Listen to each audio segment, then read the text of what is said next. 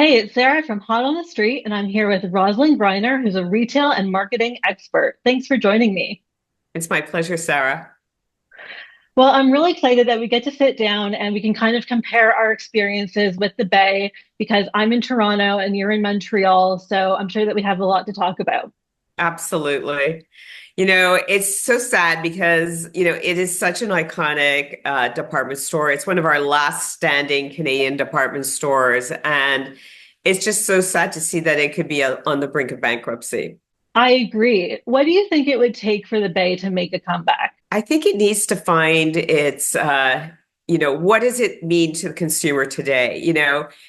Is it about the blankets? It used to be about their Olympic collaborations, but they've lost their unique standing with the consumer. I don't think their assortment speaks to today's consumer. It's kind of like it's everything in the kitchen sink thrown at, the ceiling and hoping that it lands with the consumer. I don't know who they're targeting anymore. The department store hasn't become very relevant for the younger Gen Z, generation. They're more used to shopping online or in boutique, and looking at the boutique of the brands that they want to shop at versus this one-stop shop for everything because Amazon and Walmart have kind of taken that space, even though you don't think of it as being the same area as the Bay, I think it really took up that space. Yeah, that's definitely true. One thing I was thinking about is how a few years back, I used to go to a lot of events at the Bay. And sometimes they would have celebrity guests, sometimes you could meet your favorite fashion blogger. And it would be great to see more of those events coming back. Do you think that that might be one strategy that they could use to bring people into the store and drive sales?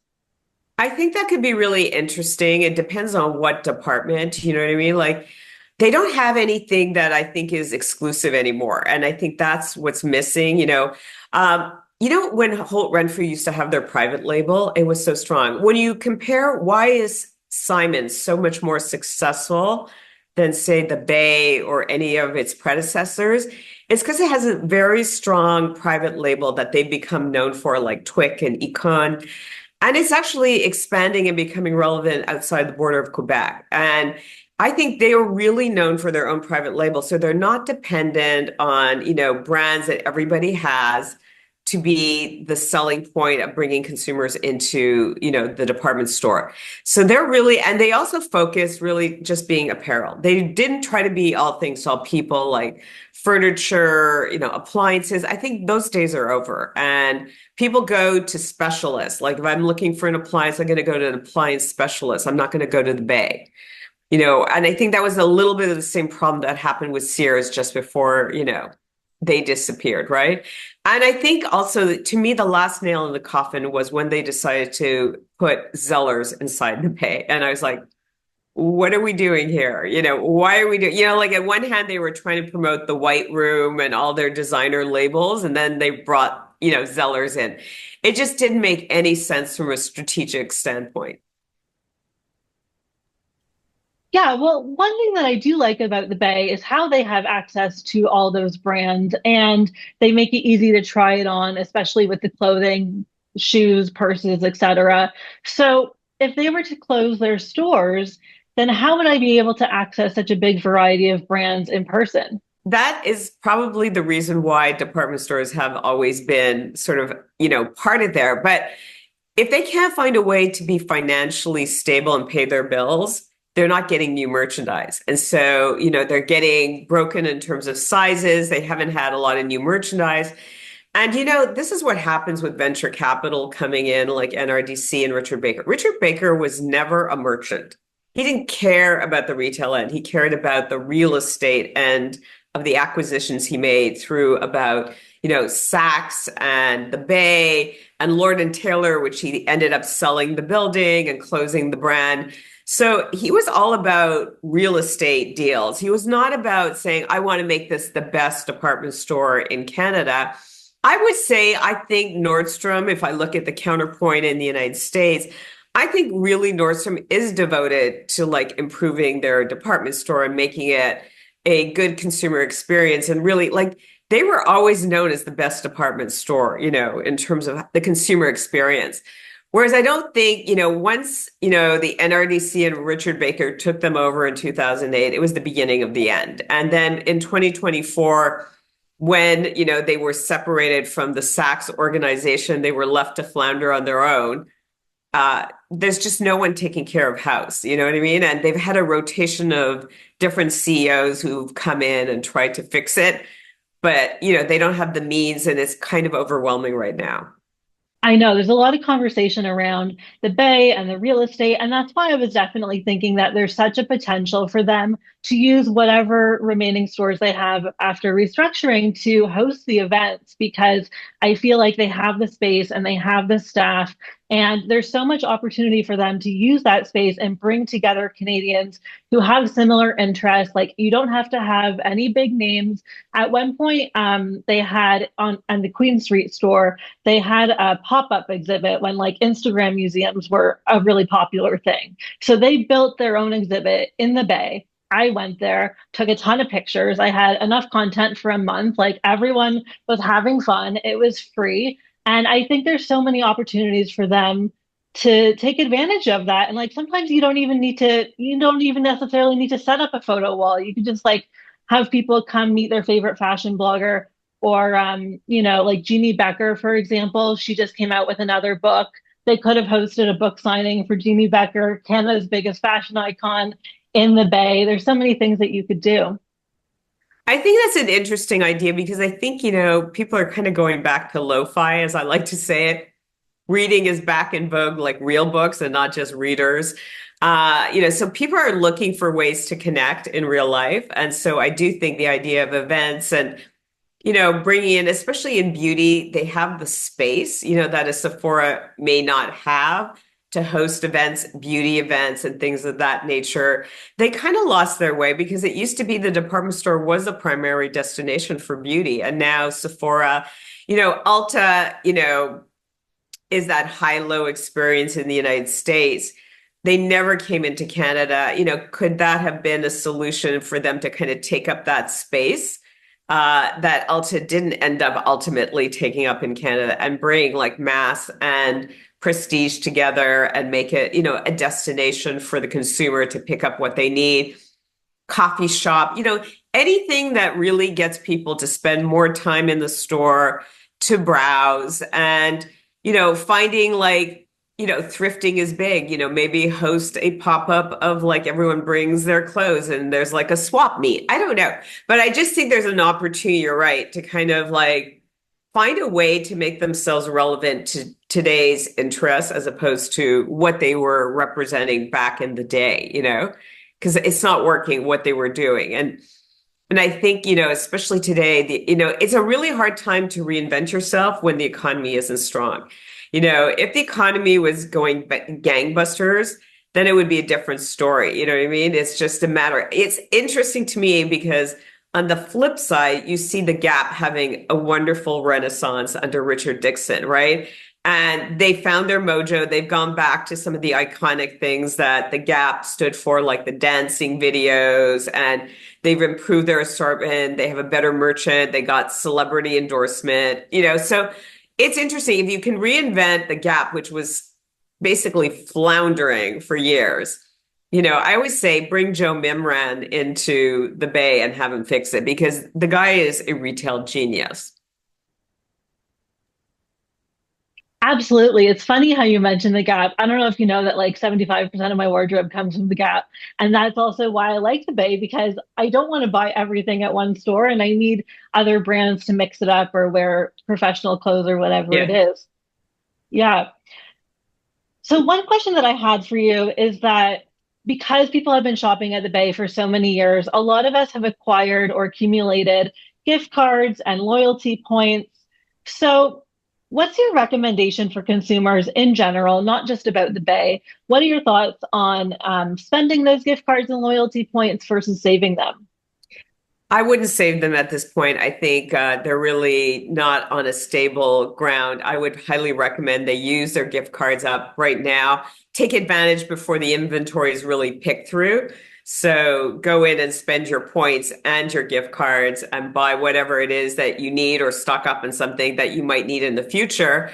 Because I think right now, their inventory is pretty PC and it's going to get even worse as they try to liquidate the inventory. And you can already see they're starting to have like liquidation of the sales. So, go now and spend it while the getting is good, right? And you can find your size or whatever. In the beauty arena, the beauty brands are going to take back their inventory. Yeah, that's interesting. And Yeah. so would you say that to people who have gift cards and loyalty points at other stores in Canada?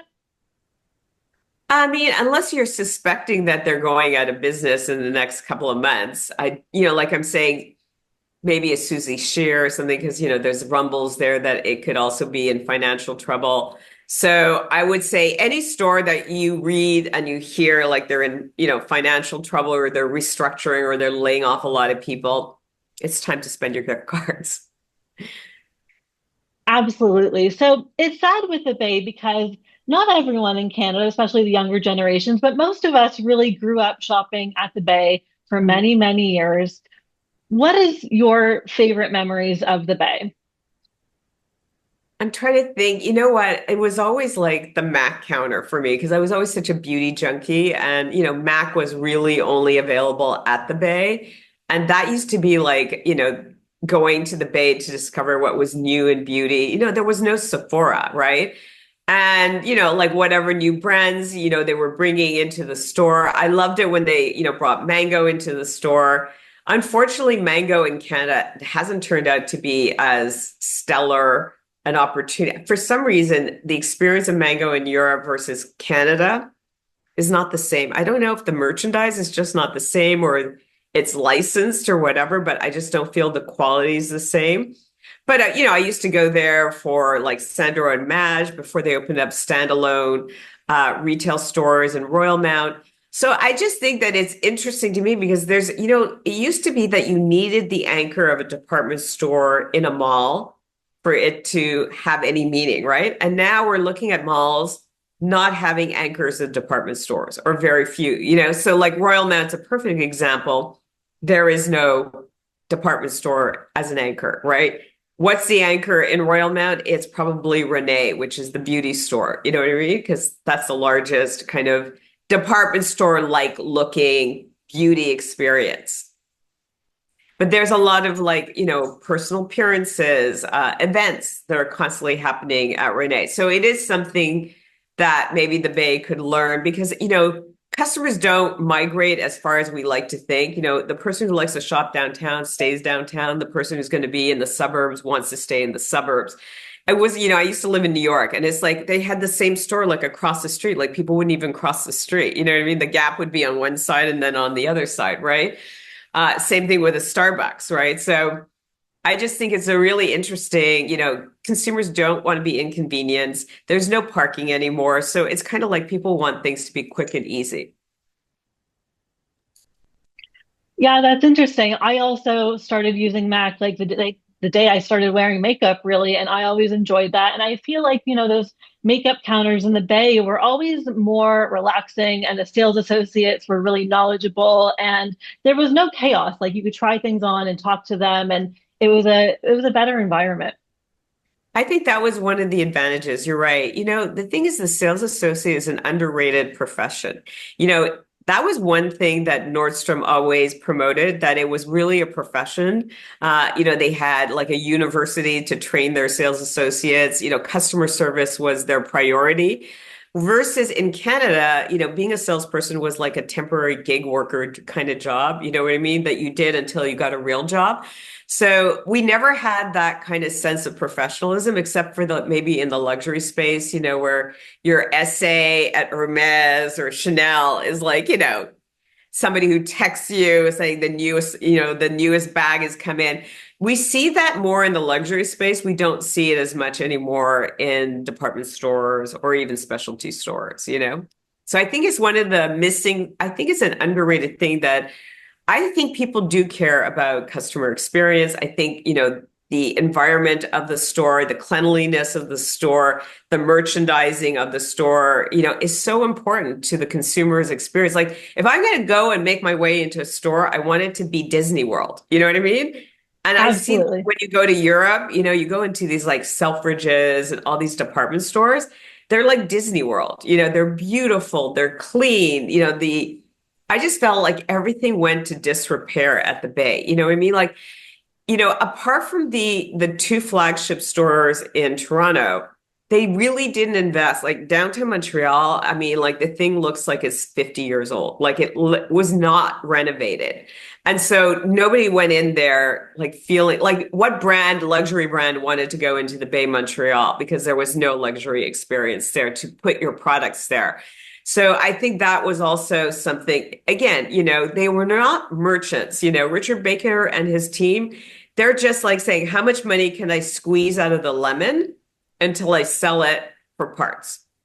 And that is, the challenge of, dealing with venture capitalism, that they don't care about the business. They care about profit and sales growth. And that's it, and everything else goes to the wayside. Yeah, I know that Harry Rosen, I feel like they'd have the similar experience you were talking about, and they give you a business card and say, come back and email me or whatever. Yeah, it's too bad with the Bay. And I also feel like with the makeup department, I would walk in lately and I would see a poster with, let's say, like Lily Collins or Olivia Rodrigo because they're the latest celebrity brand ambassador for makeup. And I'd be like, oh, that's cool. And it's all very polished and looks very Yeah. nice. And then you walk into the rest of the store and it doesn't line up. That was just a really brief experience at the entrance. Yeah, I always like to call it like, it's like, they sort of grab you on the main floor, and that was the only floor that got really beautiful. And then everything, it was a bait and switch. You go upstairs and it's like, where am I? It's like it's an outer body experience, that it's not the same kind of experience. It's dark. It just looks like it really does look like you're thrifting. You know what I mean? Like things are not put away, things are not nicely folded. Like it just doesn't give you that experience of wanting to shop the item. Like if something looks like it's been used, you don't want to buy it. You want something that looks nicely folded, but that takes manpower. And remember, they really fired a lot of people. They had the centralized cash. So there was no one to go on the floor and actually improve the merchandising of the assortment, right? It was just like left to your own devices to find the item, try it on, and then bring it to the central cash to check out. So Yeah, another thing that I was reading about this week was the origin story of Mark's Work Warehouse. yeah. And apparently, Mark, the founder of the store, was initially an employee of Hudson's Bay. And when he was let go, he ended up starting his own store. And it's actually a really great story because he ended up growing it and it got acquired by Canadian Tire. So it's like one of those good stories of rejection leads to redirection type thing. Do you think that the employees of Hudson's Bay now at head office could potentially do something similar? Maybe, but at the end of the day, you need somebody with a vision, a strategic leadership. I think that was the thing that was lacking at the Gap. And when they brought Richard Dixon, who was so instrumental in, turning Barbie into a movie franchise. And that's like out of the box thinking, right? To say, we're going to take this and make a major movie franchise, right? And I think that's what it's going to take, is somebody with really, strong merchant led kind of business mind, because I think that's what's lacking. You've got a lot of business people doing, whatever busy work. You don't have a real merchant mind with the creativity. It's a little bit of what happened to Nike. Nike having to, broker a deal with Skims to make an activewear line. You're like thinking, here's the largest performance, sportswear brand in the world. And they go and partner with Skims to do they could have hired Kim Kardashian to be the face of the brand. You know what I mean? They didn't have to go to Skims to say, oh, we don't lack the creativity or the mind to like create an activewear brand. We need to do it with Skims. So I just think that's a sad reflection. And there's so much competition in that space, as between Lulu and Aloe and Viore and all these other brands that are on the market. So it's going to be, I'm sure there's going to be a lot of creativity and interest, in terms of when it does launch.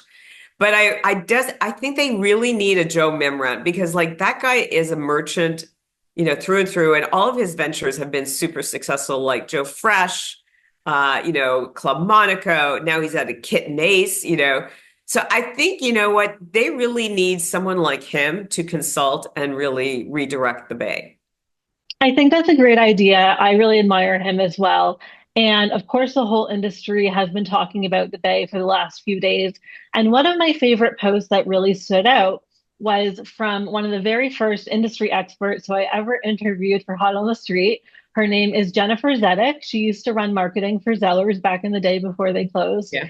And she shared, like, she doesn't work there anymore, but she said that, the Bay has this opportunity, again, with the right leadership, to kind of create a new kind of Canadian marketplace where they combine all your favorite Canadian brands, right? Maybe they put Kit and Ace in the Bay. Maybe they have Roots, Nick's, Purdy's chocolate, like something from every kind of category. And I thought that was pretty interesting too. I like that idea because there's so much Canadian pride happening right now because of the tariff war, with the United States that, everyone's pushing buy Canadian, where you're Canadian, like I remember seeing on TikTok that, they were saying there's so few Canadian brands in Sephora, or Indeed Labs is selling their products at CVS. There's so few skincare brands going into the States and selling there. So I think this is like an opportunity, there's so many good Canadian brands that just don't get the respect, that they should, because we're so, I guess, dazzled by the Americans and the European brands that kind of like have the sizzle and have the money, to like, hire celebrity endorsers or whatever. So I do think this is an opportunity, like even Drake, he's Canadian. Yeah, I think it is a really interesting opportunity. And I liked how she sort of mentioned something from every category because, I've seen the Bay try to sell like overpriced candy and now they have cookies, but it doesn't really make any sense. So, in a way, I think Beaver Tails might sound funny, but in Toronto, for example, if the closest location is at the zoo in Scarborough and you put a little Beaver Tail kiosk inside the Bay, I feel like it would be a better fit. And also like with younger consumers, if you put in Canadian brands that they recognize and then also keep some of the legacy brands like Calvin Klein, for example, that I like to buy at the Bay, then it would be more balanced. I think, like I said, I think that's really interesting. Like, have a highlight of the week of like a Canadian brand and have a focus on it. Bring the brand founder, meet the brand founder, give them the story behind it. And, like I said, we have some great brands. I feel like Vancouver seems to be like a hotbed of like apparel brands that are successful, versus, I think, it used to be Quebec, but I feel like Quebec has kind of lost a little bit of that. Yes, we have Garage and Dynamite, which was our two success stories that came out of Quebec, and Andrew Lutfi is obviously a, marketing genius, you know what I mean? So could be maybe we bring him in to fix the Bay. Yeah, there's a lot of possibilities. I mean, in terms of the Bay's leadership, one of my favorite memories actually took place outside of the Bay when I had a chance to meet Bonnie Brooks. And Oh, that I was really love Bonnie Brooks. that was so fun at the time because when she was working at the Bay as the president and she was on the radio, like she was on the radio when we were listening to the radio, and you would hear her all the time. So it was really just a different era. Yeah, it's just like, like social media has kind of replaced radio to a certain degree, TV, you know what I mean? Because people are getting their news and what's hot from social media. Like on TikTok, all these viral posts are like every week there's a new item that is the must-have to eat, to buy in clothing, footwear, whatever. That's where it all kind of percolates and then it kind of goes out into other channels and then you see it on TV in the mornings, TV shows. So, and I don't think the Bay, being such a legacy brand, really understood or hired the right people to maximize and really create community around the Bay to, bring them into the store. So I don't think they really understood how to use like TikTok or any of those. Like today, you really do need to have someone on your team that understands TikTok to kind of bring them, to really craft the strategy of how your brand's going to stand out. And it's not doing the typical what I call TV commercials. Like TV commercials are dead. As a result, ad agencies are kind of like dying off because everybody's a content creator, right? So it's like the big ad agencies used to have all the work, but now it's like you're hiring a content creator to kind of create content for you. I agree for sure. And like, I remember a couple years ago when Roots was celebrating an anniversary, and I saw a post on Instagram that they were creating a Barbie doll for Roots, and it looked exactly like you would look. The doll had brown hair like me, and she had her salt and pepper sweats. And I was like, oh my God, I need to buy this immediately. It's going to be limited time only. And I went to the store and I bought it. And when the Bay had their Barbie doll come out, like there was no hype around it. It wasn't the same. So even though they were celebrating an even bigger legacy at the time, they just didn't have the same hype. No, but that iconic blanket, with the striped blanket, they tried to like create a department around it, but they didn't find a way to sort of make it hype. Like, it's like as if Meghan Markle was going to do a show and that striped, cup and platter was everywhere embedded in the show. You know what I mean? Like, you needed to kind of make it hyped up so that people like, oh, I need to have that, three stripe, sweatshirt or the three stripe, plates and saucers and all that kind of stuff. I just feel like it just was plopped in a department and left to die on its own. Like there was no storytelling, there was no social media buzz, there was no embedding it in a programming that made it sort of seem desirable. Like I just feel like there was nothing that made me want to go to the Bay. Like I haven't been to the Bay probably in 2 years. You know what I mean? I think the last time I went to the Bay was I wanted to buy something from Sandor or Maj, and they were the only place you could buy it, And now, because Royal Mount opened up and they have their own boutiques, I have no reason to actually go and visit the Bay. I've been to the Bay recently, but I feel like it's just so frustrating, not just with the broken escalators, but if they don't have air conditioning, then I'm not even going to want to stay long. And I also feel like between the Eaton Center and Yorkdale at the Bay, I mean, if you go, whether it's a weekday or a weekend, and I feel like I'm the only person on the floor, I'm not like, oh my God, I won the lottery. I have the store to myself. It's creepy, and it It is makes me want to creepy. leave. Um, that's what I'm saying. I feel like it's not anymore the destination or the anchor of these malls anymore, because it's Aritzia, Lululemon, it's all these other specialty retailers that become the anchors and, the reason why people flock there. You know what I mean? So it's real, that's why I think, it's going to be interesting to see as Royal Mount, which is our Yorkdale, evolves here in Quebec. Because everyone's saying, "Oh, it's not going to succeed," but I disagree. I just think it's at the beginning of its kind of, like it's the first year of it being open. It don't even have all the stores open yet, so I would sort of reserve judgment. And also, like the economy is a little bit tough, but people who want to shop are still shopping. Absolutely. I mean, I still love the Bay. I just feel like it's really frustrating to see what happened to their reputation and the revenue and, just talking now about like all the merchandise changing and the marketing. And, I like what you said earlier about having even a beauty founder come into the Bay, just like they go to Sephora. Like, why does Sephora have all the coolest events when the Bay could do the exact same thing? Because they have the money to invest in events. This is what happens when venture capitalists come in and start to trim costs. Oh, marketing. It's the first thing that goes, like that's an unnecessary cost in their minds, okay?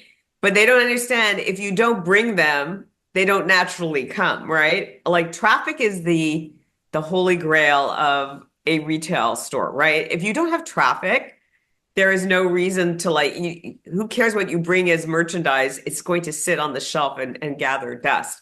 So marketing is so essential, but a lot of times these venture capitalists are just like accountants, look at it as purely an expenditure and an unnecessary expenditure. And so It's a little bit, if you think about the analogy of what Trump is doing right now. Oh, we don't need all this excess bloated, bureaucracy that exists in the government.